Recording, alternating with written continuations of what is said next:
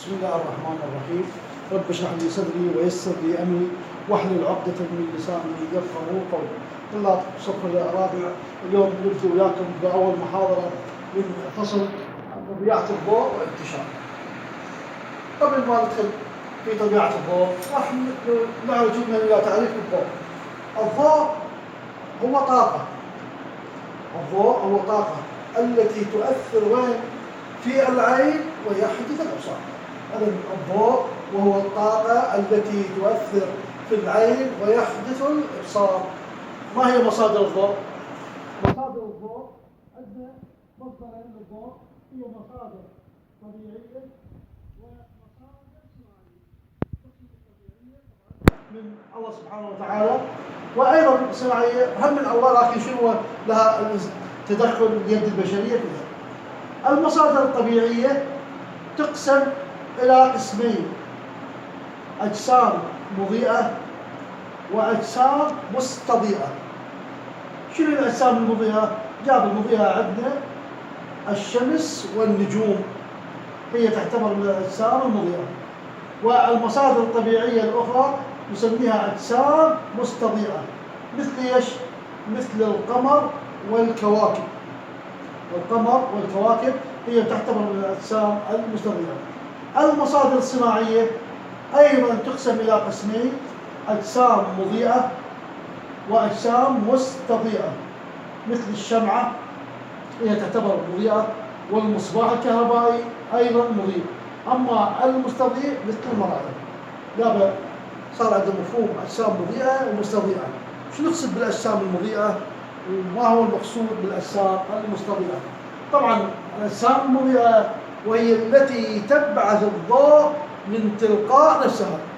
الأجسام المضيئة وهي التي يبعث الضوء من ذاته، من الشمس وعندنا الشمعة. أما المستضيئة وهي الأجسام التي تحكس الضوء الساقط عليها، مثل القمر والمرايا.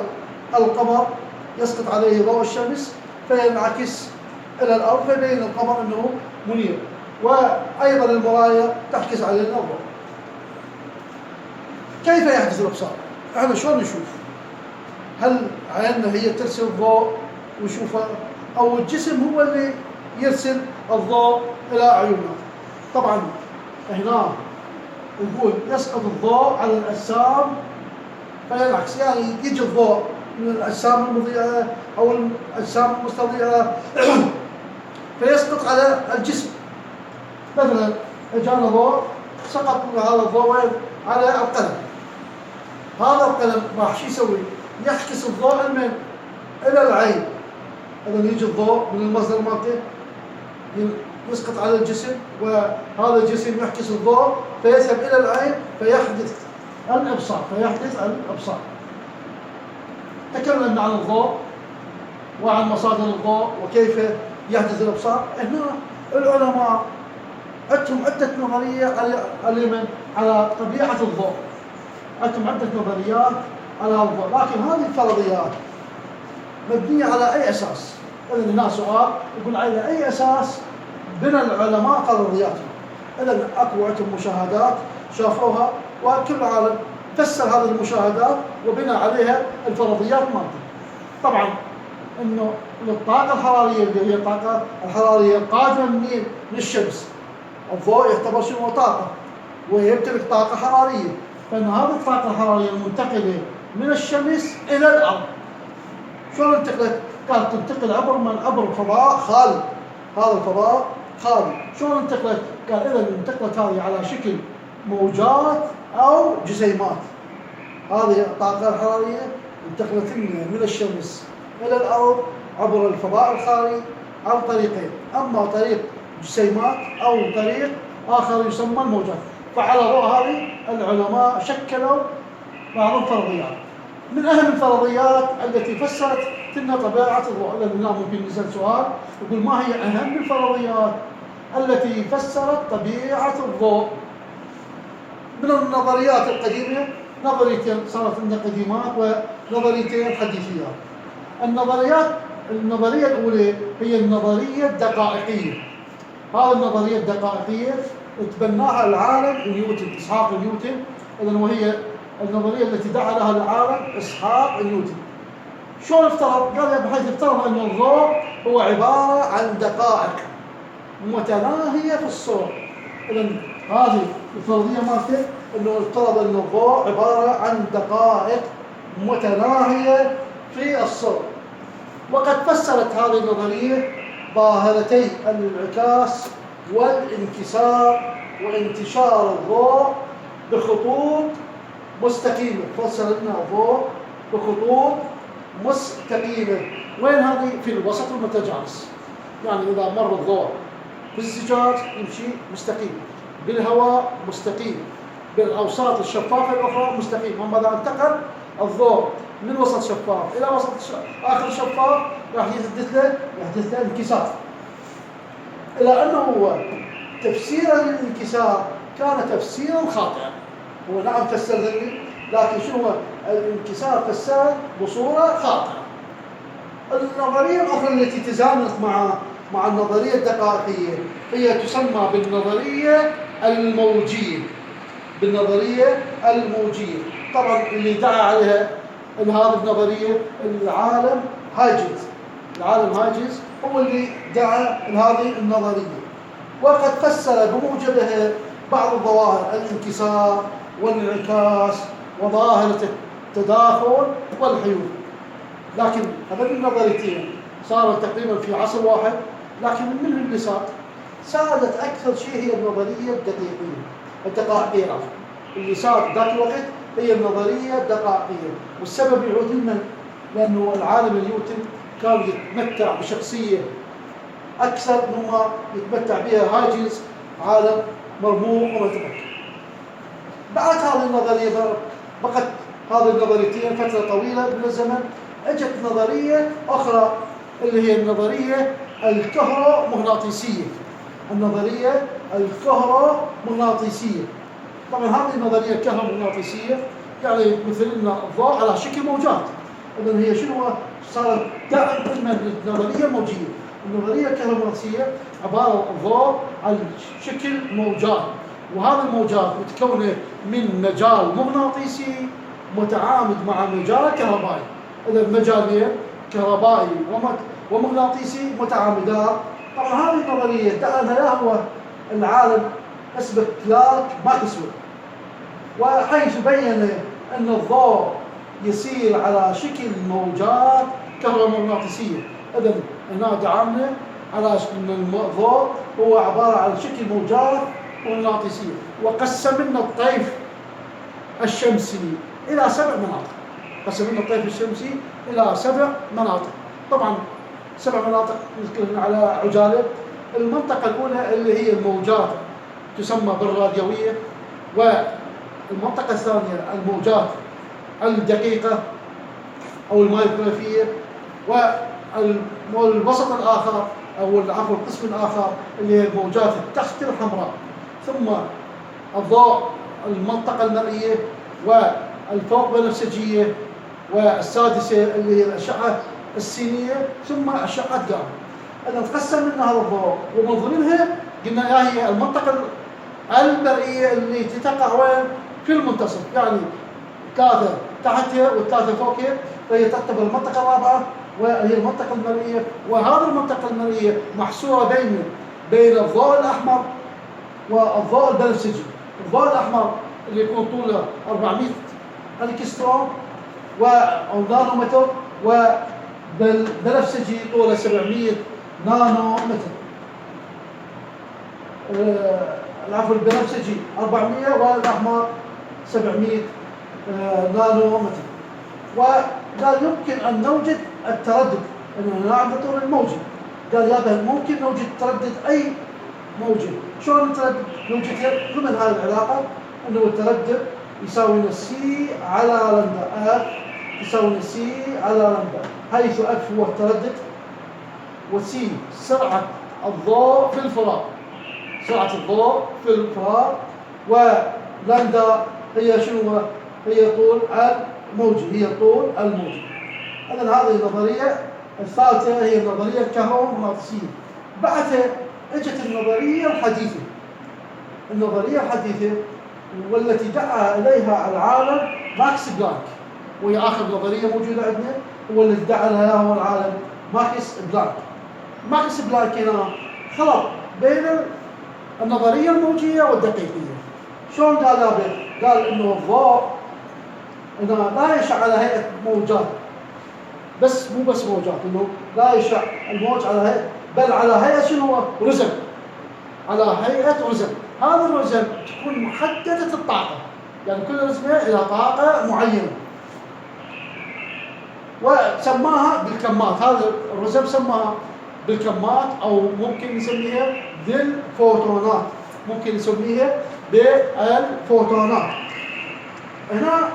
وهذا يقول الرزمة لا يمكن أن تتجزأ، لا يمكن أن تتجزأ، وأن طاقة الكم الواحد، طاقة الكم الواحد، هاي الطاقة تتناسب طرديا وهي التردد. إذا كل ما ازداد التردد تزداد طاقة الفوتون، تزداد طاقة الفوتون.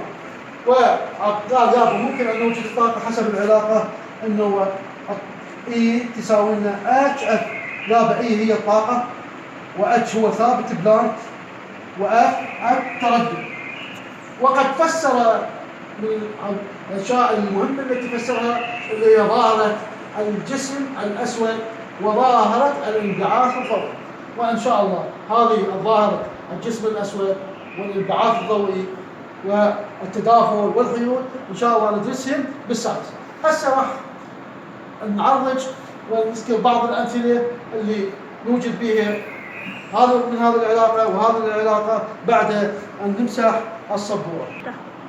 المثال الأول يقول احسب تردد الضوء البنفسجي. احسب تردد الضوء البنفسجي. إذا يريد من عندنا شنو هو التردد المطلوب بالمثال الأول؟ قال يابا أوجد التردد هو الضوء البنفسجي، والطول الموجي مالته 400 نانو متر. طبعا لابد ان نحول النانو الى متر. شلون نحول النانو الى متر؟ انه هو ال 400 والنانو هي 10 سالب 9 واصبح شنو هو؟ اصبح متر. اذا هذا. وطبعا المفروض احنا يعطينا سرعه الضوء في الفراغ، وسرعه الضوء هي كميه ثابته وتعطى ضمن السؤال، واللي تساوي 3 في 10 أس 8 متر بالثانية. إذا هنا السؤال مالتنا، المثال مالتنا هذا نبدي نحله. القانون مالتنا شو يقول؟ يقول التردد شو يساوي؟ سرعة الضوء على لندا اللي هي الطول الموجي. ونبدي راح نعوض. إذا هنا عندنا 3 في 10 أس 8، وعندنا الطول الموجي اللي هو 400 في 10 سالب 9. طبعا ال 400 ممكن ضمن الصفرين شو يساوي لنا؟ إذا هنا راح نقول راح يصير 3 في 10 أس 8، وهذا يصير 4 في 10 أس هنا موجب 2 في 10 سالب 9. إذا تساوت الأساسات تجمع الأسس، ف2 زائد سالب 9 راح يصير سالب 7، اللي هو تساوي لنا 3 في 10 أس 8 و4 في 10 سالب 7. هسه في حالة القسمة، قسمة الأساسات إذا كانت الأساسات متشابهة تطرح الأسس، تطرح الأسس. إذا راح شو يصير عندنا هنا؟ اف التردد يساوي لنا 3 على 4 في 10 أس 8 سالب 7، وبالنتيجة نحصل على 3 على 4 في 10 سالب في السالب موجب، ويصير اس 15. 3 تقسيم 4 طبعا راح شو نسوي؟ راح ما يصير نخلي فارزة ونضيف 0 يصير 30، يصير تقريبا بها 7 في 4 28 وتضيف 0 وتصبح 5 في 10 بس ايش كثر بس 15. ممكن هذه ايش كثر هنا يصير عندها هيرتز ترددها هو شنو هو بالهيرتز. هذا هو تردد شنو الضوء البنفسجي او اللون البنفسجي. المثال الآخر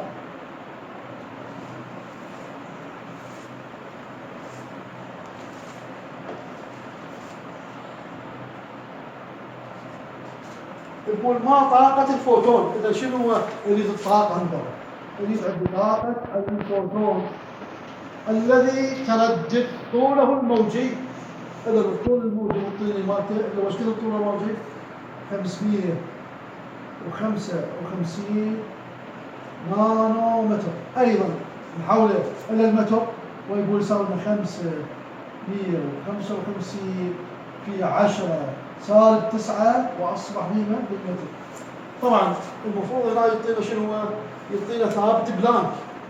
ثابت بلانك اتش اللي شو يساوي لنا؟ يساوي لنا 6.63% في 10 سالب 34 اللي هو شنو هذا اللي هو ثابت بلانك. ثابت بلانك ووحداته هي جول في سكند.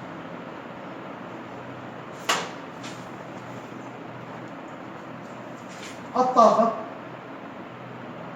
شو تساوي لنا؟ تساوي لنا اتش ثابت بلانك في اف. ثابت بلانك موجود لكن التردد ما موجود عندي. لكن انا اعرف انه التردد شو يساوي لي؟ التردد طول ما وجدناه يساوي لي اذا هنا ممكن راح يصير عندي اتش مضروبه تردد اللي هو شنو؟ سرعه الضوء على الامتداد. وبالنتيجه راح نعوض اتش هذا موجود عندي 6.63 في 10 سالب 34 وسرعة الضوء هي 3 في 10 أس 8 والتردد اللي عندنا هو 5 في 10 سالب 9.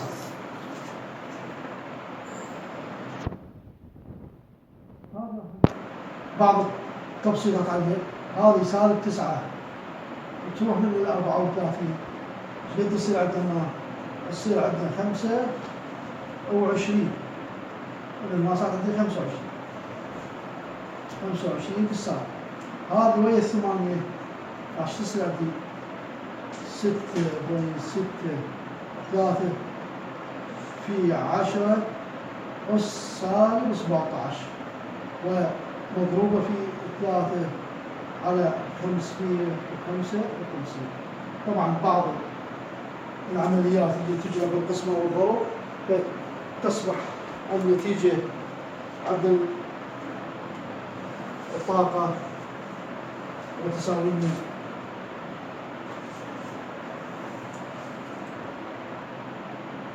3.58 في 10 سالب 19. طبعا هاي الطاقة فوحداتها بالجول وحداتها. إلى هنا ينتهي درسنا هذا اليوم على أمل اللقاء بكم في درس قادم.